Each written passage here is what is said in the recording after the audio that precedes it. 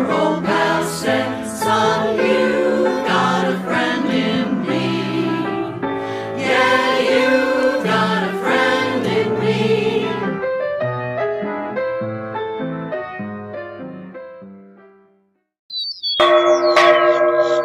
The bell and the meadowlarks call us together and to the living tradition we share, a tradition that draws from many sources.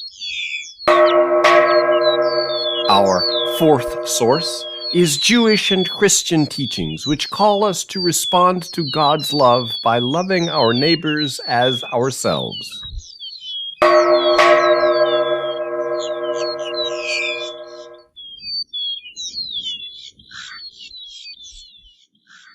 Good morning. Welcome to virtual worship with Community Unitarian Universalist Congregation in Lenape territory, White Plains, New York. I'm the Reverend Meredith Garmon, minister here, coming to you from our sanctuary.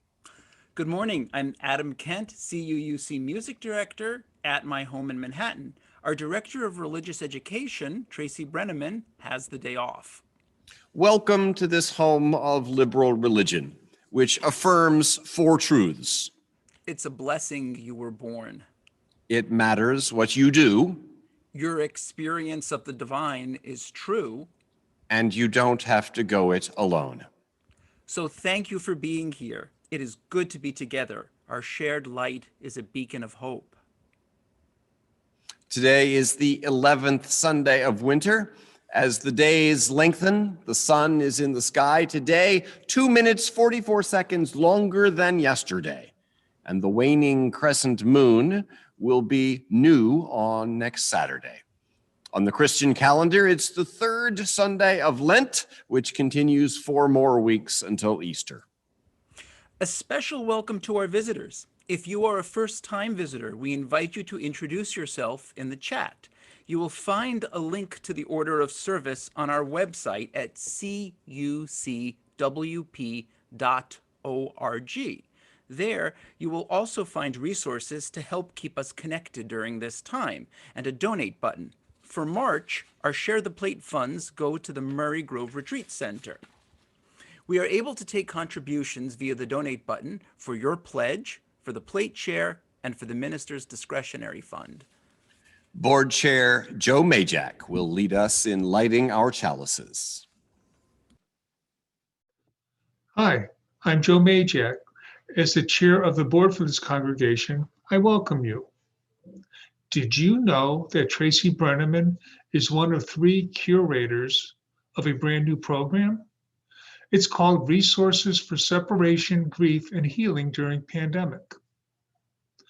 This collaboration of 3 UU congregations offer children, youth, and adults resources for moving through separation, grief, and healing as the pandemic drags on, and we are not able to gather as freely with family and friends. These are materials to help nurture connection, understanding, and healing, especially when we cannot be together in person. For more info, please go to the February 28th edition of the eCommunitarian and find the article in the Messages from Ministry section. The title of the article is Healing Resources for All Ages. How terrific to see Tracy put her creative skills to work on beating back COVID-19 from an entirely new direction, and this time with 2 UU allies. We are so grateful, Tracy. Now it's time to light our chalice.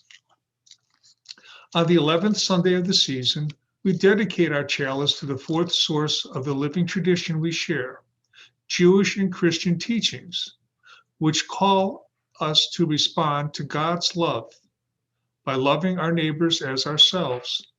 Please join me in saying the chalice lighting words.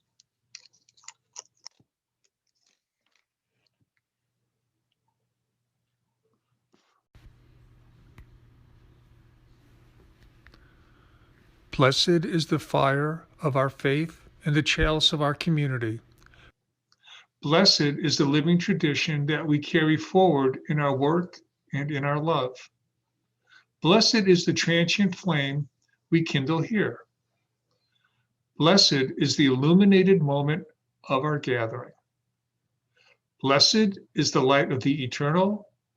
Blessed is the sacred call of life to which we give ourselves in answer.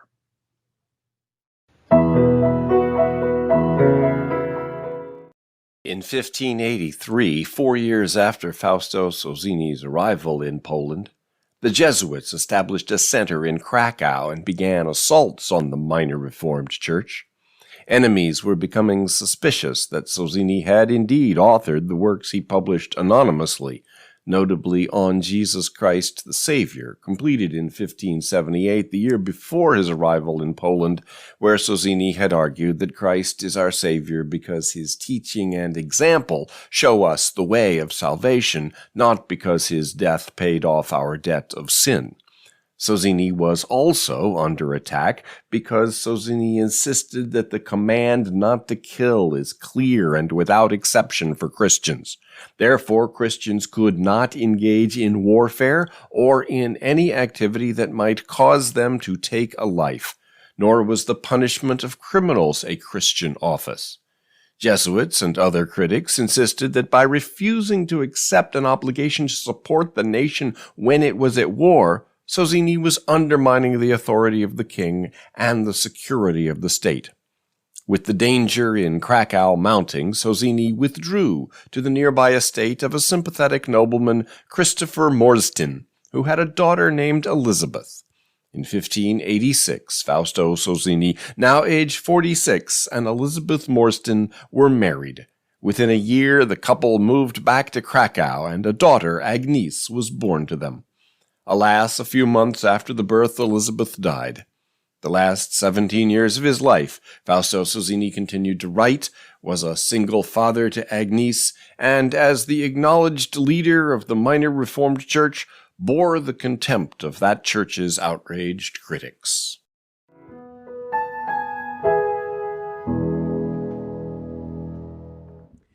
During this morning's bell-ringing ritual, we heard the song of the meadowlark. This is Tchaikovsky's Song of the Lark, his tribute to the month of March.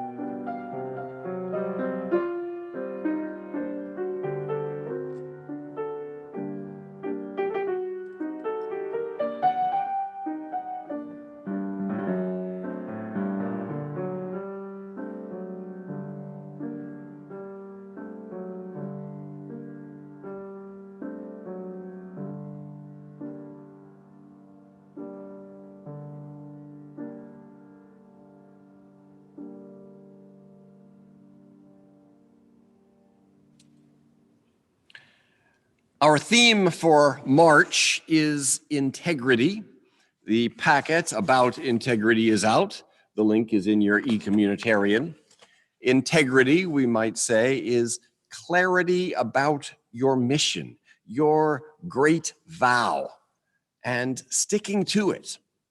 One of the suggested spiritual exercises in this month's packet asks you to look over a list of about 50 values and pick 5 that are the most important to you. As I was doing that exercise, looking over the list of values, I found there were a number of them that a part of me thought were a good idea, but not a big enough part that I actually do them. Which is to say, there are a number of great life vows a human might have, and not all of them are mine. You have a mission. Other people have other missions. Your job is to bring the fullness of your uniqueness to the world. We are here to give the gift of who we are to each other. Whatever our various missions, various life vows, various gifts that we bring to the table, there's one thing they all require in their differing forms: love. Hafiz, the 14th century Persian poet, described the mission of a life this way: you entered the form you are in order to give a holy message. If that seems too direct, I'll put it another way. An envoy of the inconceivable hides within each one of us. When you have completed the courageous task of your life, you will be able to return to a world that does not know sadness, so easily found now. And then the question becomes, what is it that you need to say to us and do? And since your errand is divine, it will take your lifetime to accomplish it. Meanwhile, we know for sure that nothing in this world changes without love. Now, the spoken invocation, and then sing along, please, with the sung invocation. Words from Rumi and Daniel Budd. Come to this place, whoever you are, wanderer, worshiper, lover of leaving, all seekers after what is true, all who seek a community of compassion and diversity. Come to this place, whoever you are, though you've broken your vows 1,000 times, and you're too busy, and you don't have the time. Come to this place, whoever you are. Lovers of wisdom, lovers of humanity, lovers of beauty. Come to this place, where a love we do not make surrounds us and lifts us and nurtures us. Come to this place, whoever you are. Ours is not a community of despair, but of hope. Not a place of judging, but of thanksgiving. Not a place of certainty, but of searching. Come to this place, whoever you are. Come, yet again, come. Now let us affirm together the aspiration from We Would Be One. I invite you to sing along with the Unitarian Universalists of Santa Monica. We would be one as now we join in singing our hymn of love to pledge ourselves anew to that high cause of greater understanding of who we are and what in us is true. We would be one in living for each other to show to all a new community.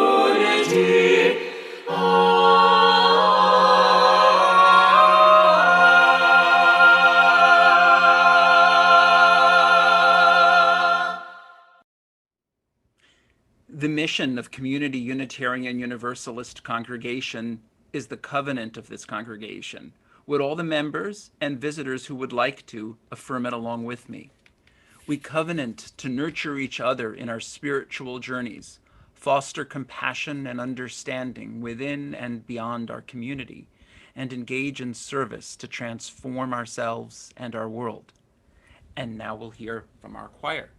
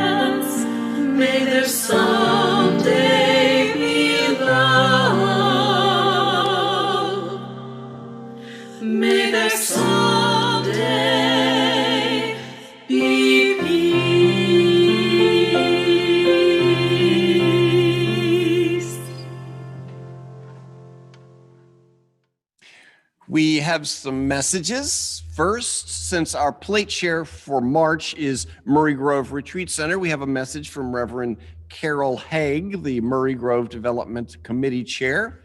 Second, we'll hear from Bevan McGuire of our CUUC Nominating and Leadership Development Committee. And third, we have a musical and pictorial version of another of the spiritual practices in this month's packet about integrity. What we are may be named in many ways, and what we are is all of those names. If the mountain gave you a name, what would the mountain call you? If your work were to give you a name, what name would your work give you? If your walls, if your clothes, if the stars, if your enemies, if your blindness, if your death were to give you a name, What name would they each give you? You can learn something about yourself by compiling the list of all of these names of you. The poem by Zelda has translated by Marcia Falk and is sung by Suzy and Maggie Roach. It asks these questions for exploring the integrity of who we are.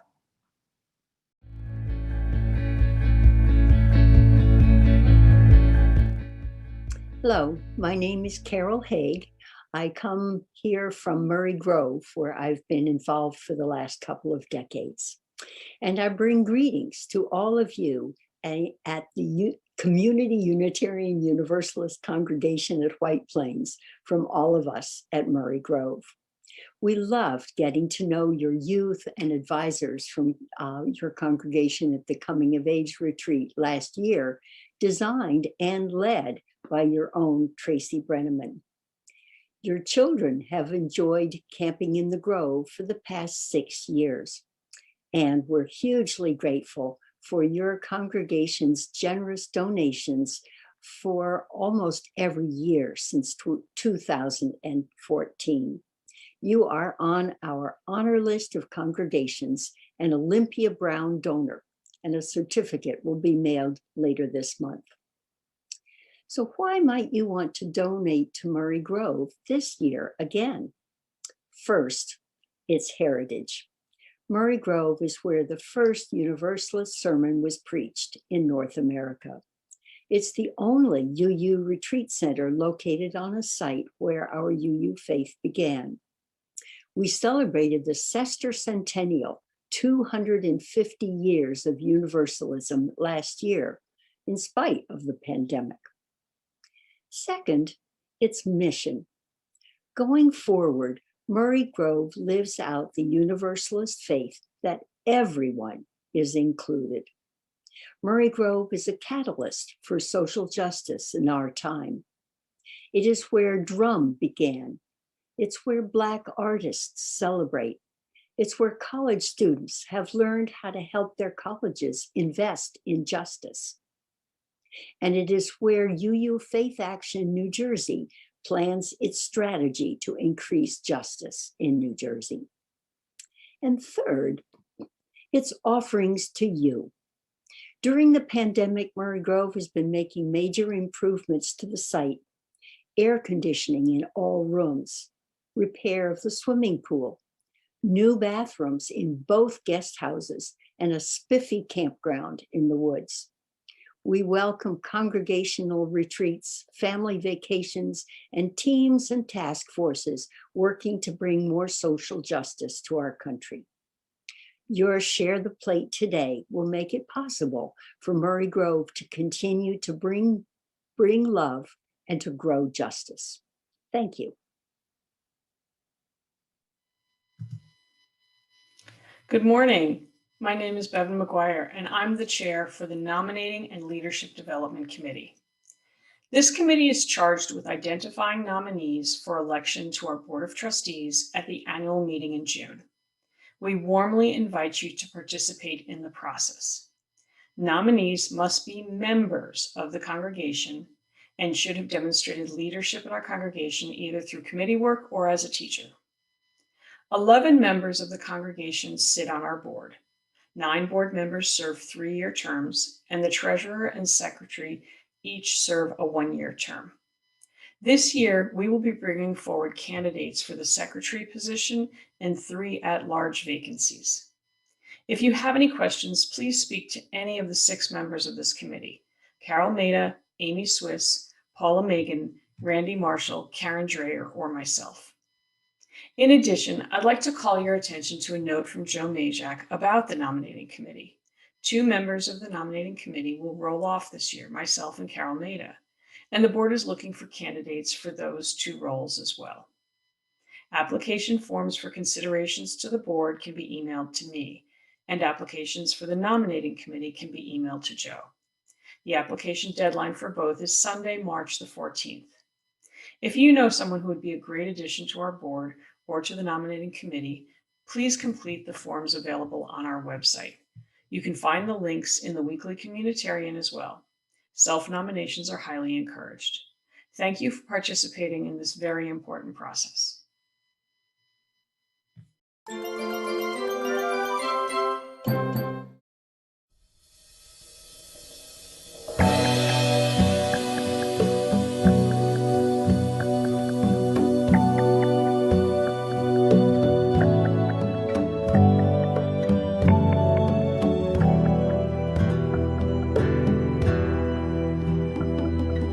Each of us has a name given by God, given by our parents. Each of us has a name given by our stature and our smile, and given by what we wear. Each of us has a name given by the mountain, given by our walls. Each of us has a name given by the stars, given by our neighbors. Each of us has a name given by our sins, given by our longing. Each of us has a name given by our enemies, given by our love. Each of us has a name given by our celebration, given by our word. Each of us has a name given by the season, given by our blindness. Each of us has a name given by the sea, given by our death.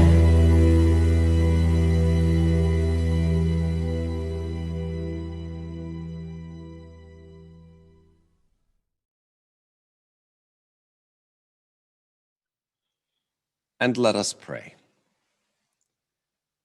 Dear source of healing and wholeness, we call by many names. Joy comes from connecting to other beings, human and otherwise, in all of our wholeness and all of their wholeness, including the pain and anguish. Let us breathe in all the world's suffering and breathe out love and peace. Breathe in the painfully toxic lie that the 2020 election was stolen, a lie that continues to be spread by some leaders who appear more determined to consolidate power than work for policies that polls show are popular among their own constituents. Breathe out truth and service to all. Breathe in the years of violence and hardship in Afghanistan, and where an increasing spate of targeted assassinations of judges, journalists, and activists is occurring. And breathe out peace and prosperity. Breathing in the escalating human rights violations against Uyghurs in China. Breathing out assurance and strength to the female witnesses whom the Chinese government is mounting a public relations campaign to discredit. Breathing in the circumstances of the millions of migrants in Thailand who came from Myanmar and Cambodia, unable to find jobs in either their native land or Thailand. And breathe out opportunity and security. Breathe in asylum seekers from throughout Latin America required to wait in Mexico for their U.S. immigration court hearings, some of them now being admitted to the U.S., where they will be referred to local shelters and groups before released to join families or friends elsewhere in the U.S. Breathe out encouragement and supports, and a commitment to realize with our time, our treasure, and our energies the hope that we breathe. breathing in and breathing out. We grow steady in the joy that comes from connecting thoroughly to all that is, the hard and the easeful, the rough and the smooth, the loss and the growth, the pain and the pleasure. For the wholeness of joy excludes nothing. We take hope as we hear that the research that has led to the COVID-19 vaccines has also pointed the way to a promising malaria vaccine, the first in the world.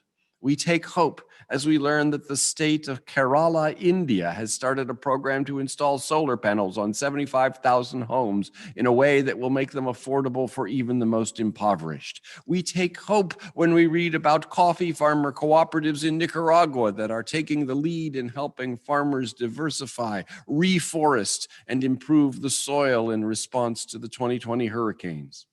We take hope from the many across the world who are committed to making sure that the lessons of this pandemic do not go to waste, that inequities and injustices in healthcare, infrastructure, education, and economies revealed by the crisis do not get swept under the rug again, that we remember that issues that we had long thought to be insoluble in light of the urgency of the pandemic have already proven to be both immediately necessary and thoroughly possible. Blessed be, and amen. And so for all that has been spoken aloud during this time and for everything else that we are holding in our hearts silently today, we observe a time of silence.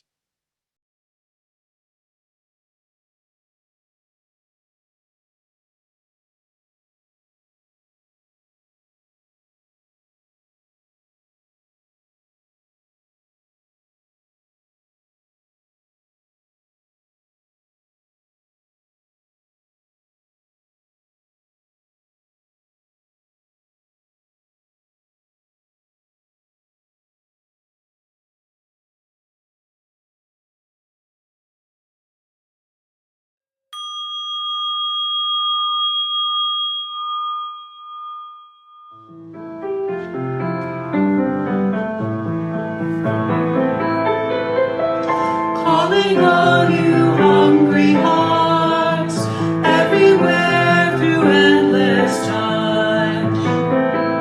You who wander, you who thirst, I offer you this heart of mine. Calling all you hungry spirits, all the lost and the left behind. All I can, I'll share with you, your joy and your sorrow, I make it mine.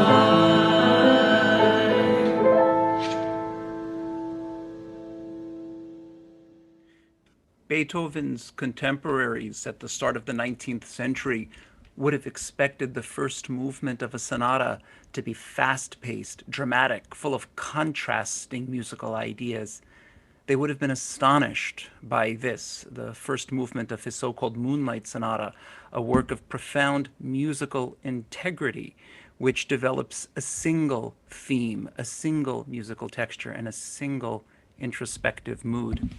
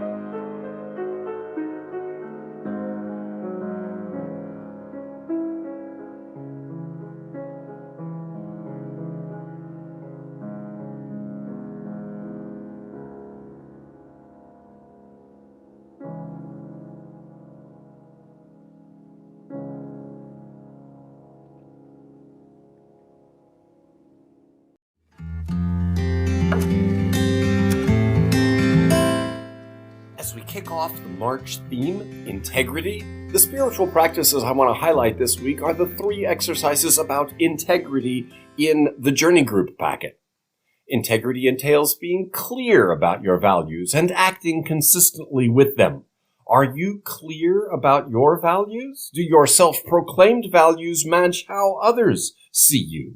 Exercise 1 invites you to wrestle with these questions. Exercise 2 asks, what life lessons do you want to make an extra effort to remember? Integrity is also about how well we remember. Important life lessons come our way. Some of them stick and some slip away. Our integrity is determined by whether we remember them or forget, whether we hold our life lessons close or let them evaporate. Then exercise 3 also asks us to explore the connection between integrity and memory. Here, the exercise asks us to remember all of who we are, all the names that we would have been given, the ways we would be known by the mountain, or our work, or the sea, or what we wear. It's a reminder that integrity is about finding and holding on to our wholeness, all the many ways we may be known. For the lowdown on these integrity exercises, see your March issue of On the Journey or the post on CUC Matters. The link is in your e-communitarian.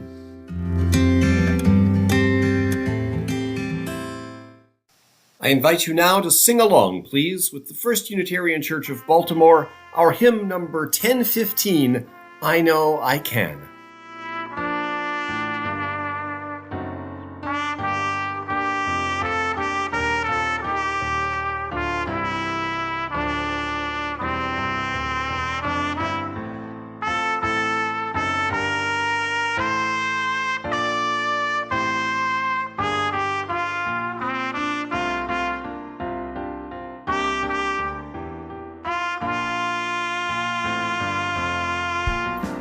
Though days be dark with storms, and burdens weigh my heart, though troubles rage at every turn, I know I can go on.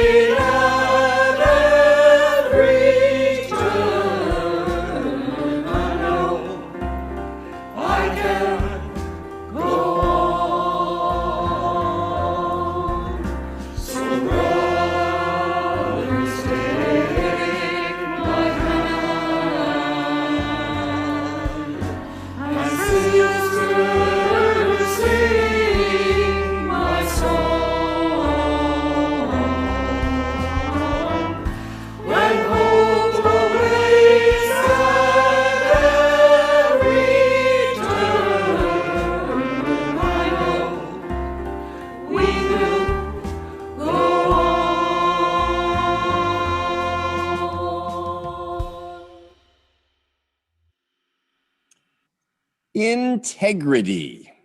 That's our theme of the month for March.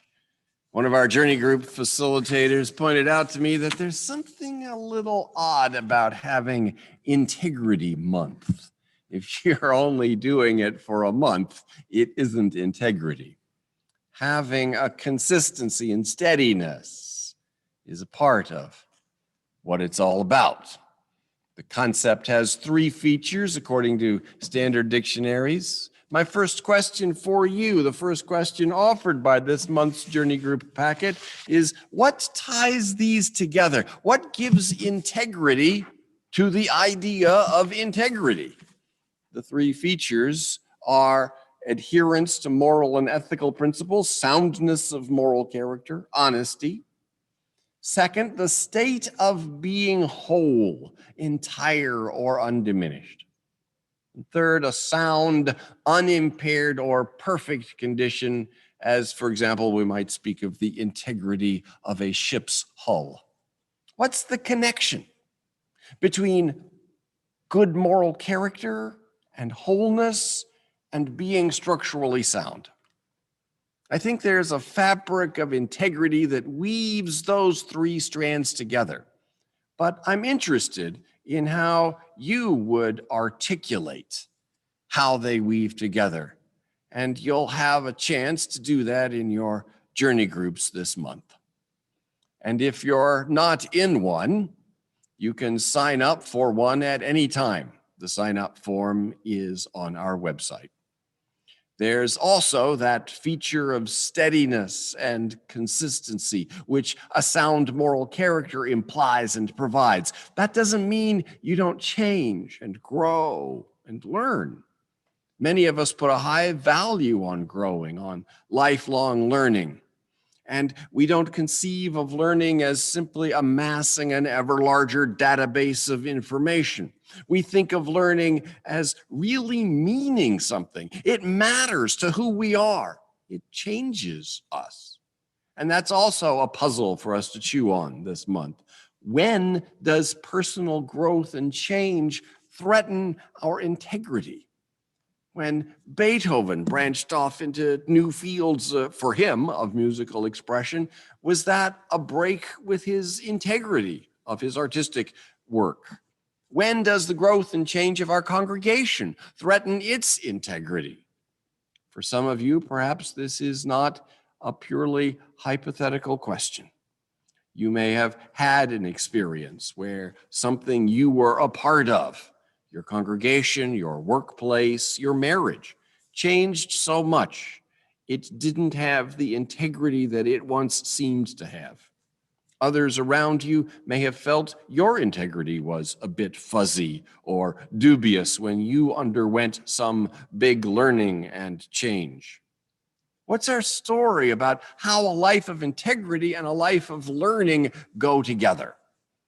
We probably want to say that they seem at odds only if there's some misconception about learning or about the nature of integrity. So what is the correct conception? Sometimes it's my job to offer answers. I don't give you answers, certainly not the answer. Unitarians don't do that. But sometimes I offer what I hope are helpful angles of approach. And I'm going to do that today. But for starters, I just have questions for us and an invitation for each of us to wrestle with them. Because if integrity is anything, it's not something someone else can give you. You have to work out what it is and what yours is. I do appreciate the writers who call attention to wholeness. I was intrigued to learn as I was looking into the etymology that integrity comes from the word integer. An integer is whole, no fractions or parts. Integrity means all of you is included. All the parts of who you are get welcomed in. No part is exiled, excised, repressed, or suppressed. There's a lot of pressure to parcel yourself, as Courtney Martin says, to show up as only slices of ourselves in different places. And the term performative self was developed by sociologist Irving Goffman. Goffman's groundbreaking 1959 book, The Presentation of Self in Everyday Life, looks at how when a person comes in contact with other people, they will shift their setting, appearance, and manner in an attempt to control the impression others might form. We primarily seek to avoid embarrassment. So we look for ways to highlight our positive aspects. We perform a version of ourselves through our manner and our appearance. We perform. And as performers, we might often work with others in teams jointly committed to a shared performance that maintains a certain storyline.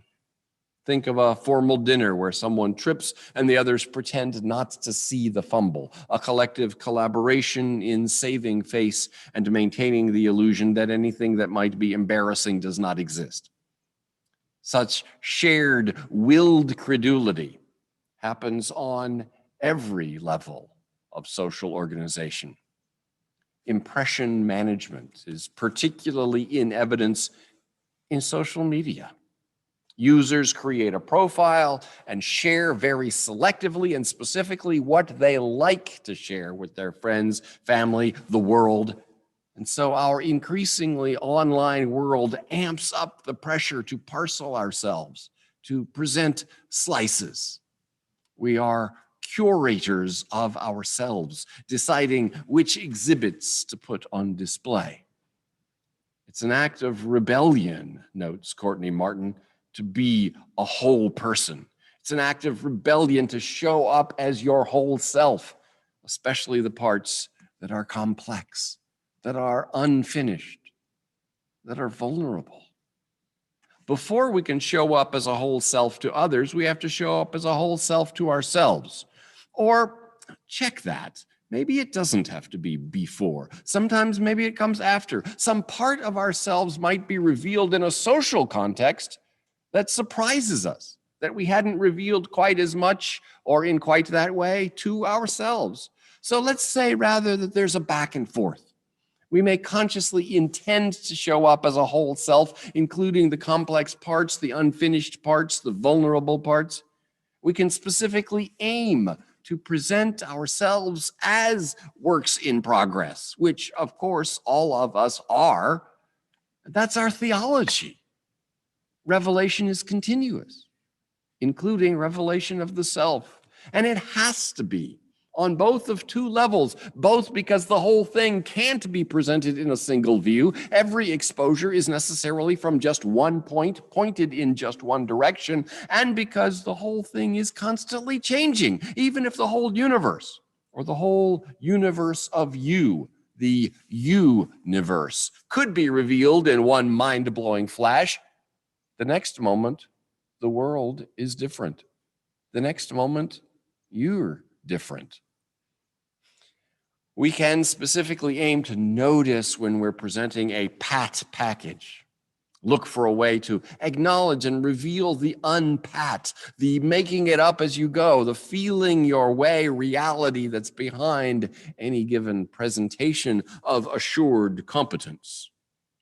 If we look to reveal more of ourselves in social contexts, this helps us reveal more of ourselves to ourselves in our private reflections.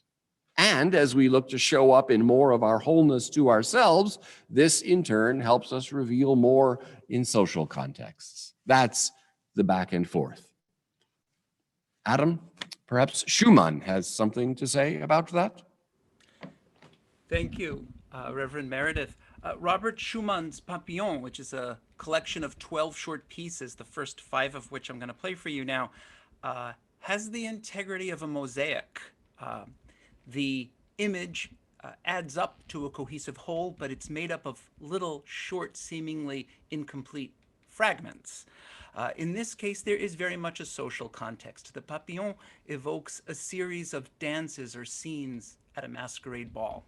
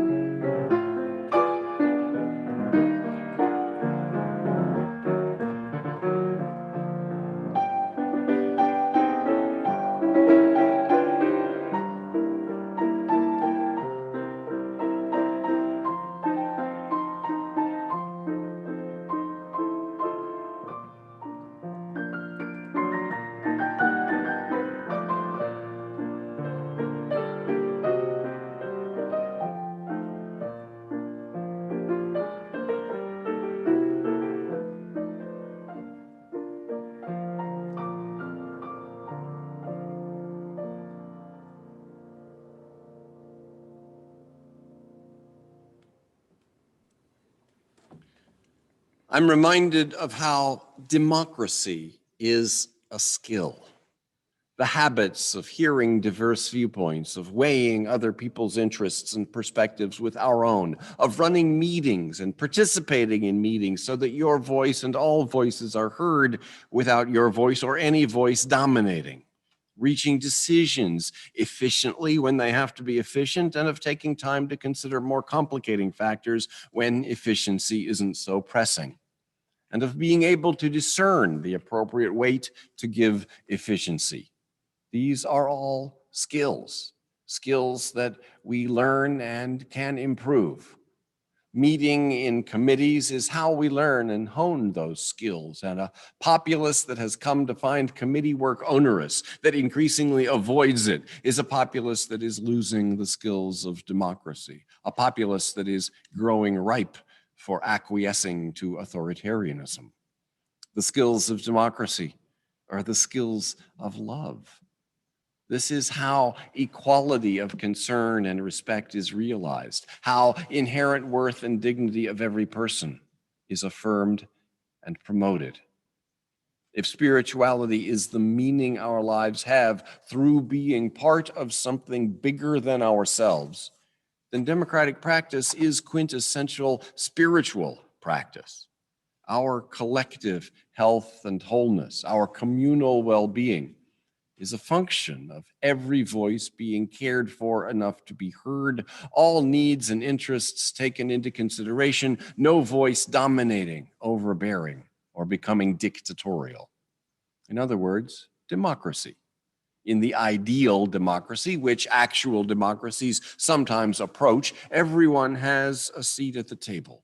And everyone at the table is there to serve the greater good to the best of their capacity to discern it, to serve the flourishing of the group for the sake of the freedom of its members, and to serve the freedom of its members for the sake of the flourishing of the group.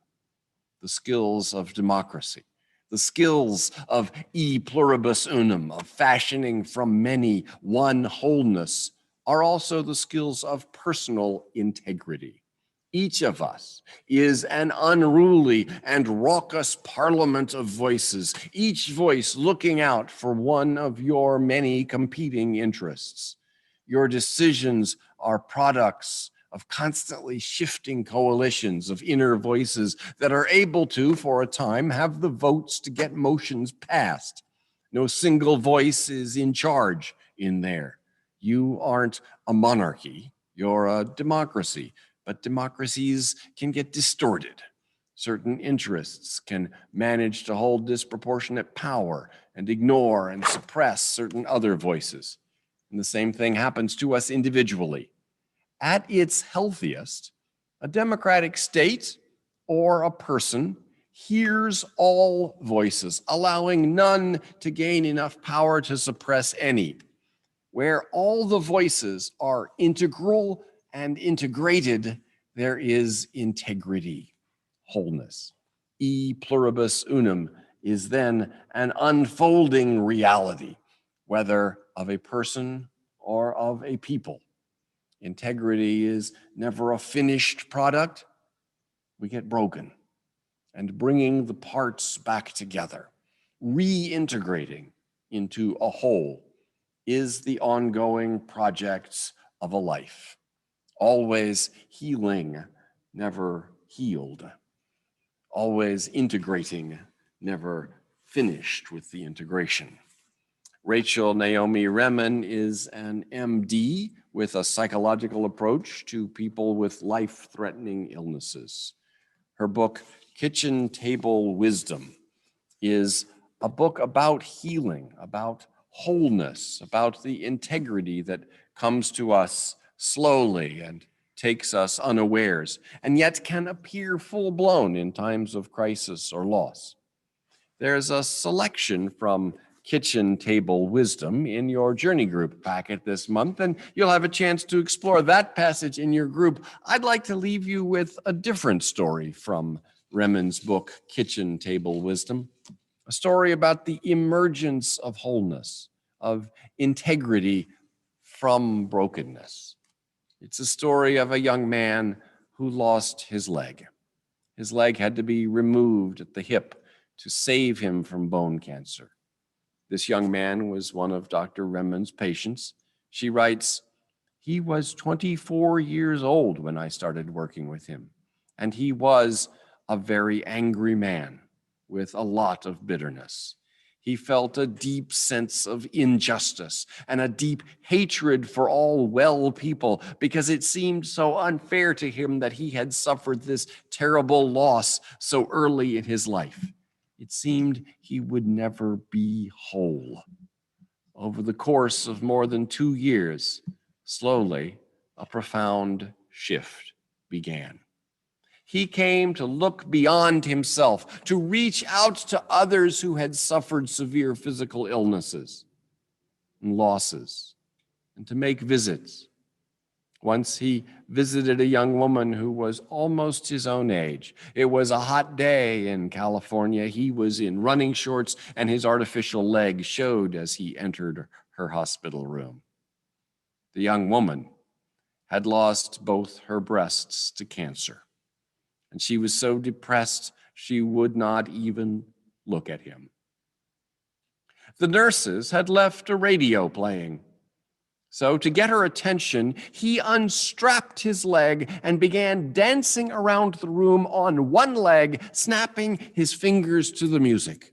And she looked at him in amazement and then burst out laughing and said, "Man, if you can dance, I can sing." A year later, Remon says, we sat down to review our work together. He talked about what was significant to him, and then I shared what was significant in our process. As we were reviewing our 2 years of work together, I opened his file, and there discovered several drawings he had made early on. I handed them to him. He looked at them and said, "Oh, look at this." He showed me one of his earliest drawings. I had suggested to him that he draw a picture of his body, and he had drawn a picture of a vase, and running through the vase was a deep black crack. This was the image of his body, and he had taken a black crayon and had drawn the crack over and over again. He was grinding his teeth with rage at the time. It was very, very painful because it seemed to him that this vase could never function as a vase again. It could never hold water. And now, several years later, he came to this picture and looked at it and he said, "Oh, this one isn't finished." And I said, extending the box of crayons, "Why don't you finish it?" He picked a yellow crayon and putting his finger on the crack, he said, "You see where it's broken? This is where the light comes through." And with the yellow crayon, he drew light streaming through the crack in his body. That man's one-leggedness became the way he was able to shine in this world. The brokenness brings emergence of a new wholeness. When we are cracked open, we may then discover the integrity which had been hidden. May it be so. Amen.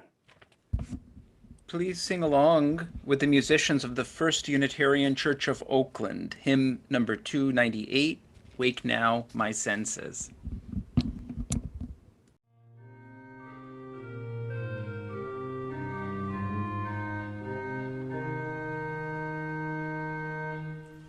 With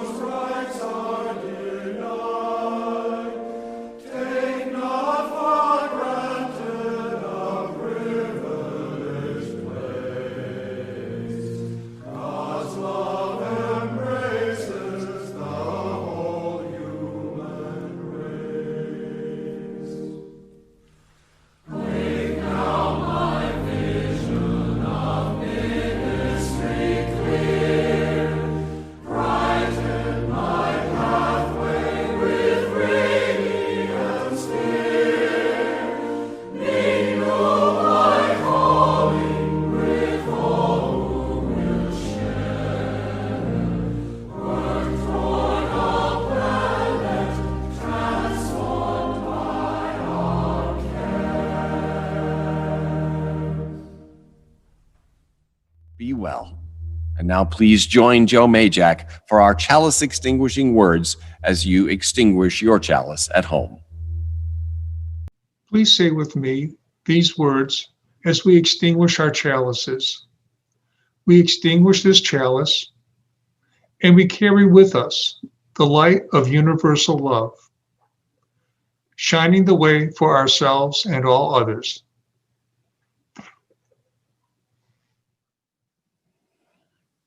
Benedictory words today from Laura Lynn Bellamy. If here you have found freedom, take it with you into the world. If you have found comfort, go and share it with others. If you have dreamed dreams, help one another that they may come true. And if you have known love, give some back to a bruised and hurting world. Go in peace. If you got troubles, then I've got 'em too. There isn't anything I wouldn't do for you. If we stick together, we can see it through. 'Cause you've got a friend in me. Yeah, you've got a friend in me. Now some of you folks might be a little bit smarter than I am.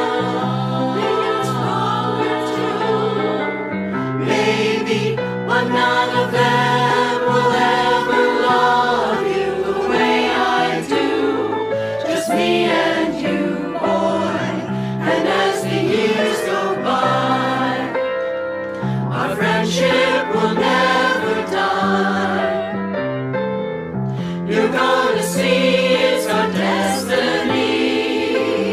You've got a friend in me. You've got a friend in me. As if letting the light shine through the cracks of the fractured pieces that make up Papillon, in the final movement of Papillon, Robert Schumann returns and quotes the music of the first piece as the clock chimes 6, presumably 6 a.m., announcing the end of the ball.